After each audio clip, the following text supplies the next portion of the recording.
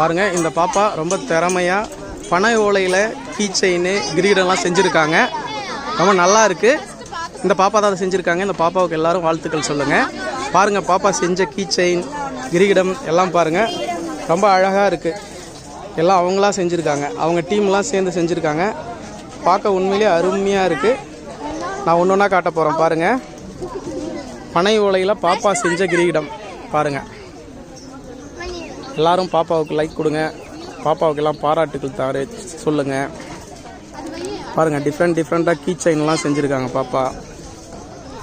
பனை ஓலையில் key chain ரொம்ப நல்லா இருக்குது பார்க்க. வாழ்த்துக்கள் பாப்பா. நிறைய இந்த மாதிரி இன்னும் செய்யணுண்டா. அடுத்த வருஷம் இன்னும் நிறைய செஞ்சு நிறைய விதவிதமாக செஞ்சு கொடுக்கணும். ஓகேவா? பாரம்பரிய முறையில் பனை ஓலையில் இந்த வயசில் பாப்பா செஞ்சு கீ செயின் பாருங்கள், டிஃப்ரெண்ட்டாக கொடுத்துருக்காங்க. உண்மையிலேயே பார்க்க ரொம்ப அழகாக இருக்குது. எனக்கு பிடிச்சிருக்கு, உங்களுக்கும் பிடிச்சிருக்குன்னு நினைக்கிறேன். எல்லோரும் லைக் பண்ணி பாப்பாவுக்கு இன்னும் என்கரேஜ் பண்ணுங்கள். நன்றி.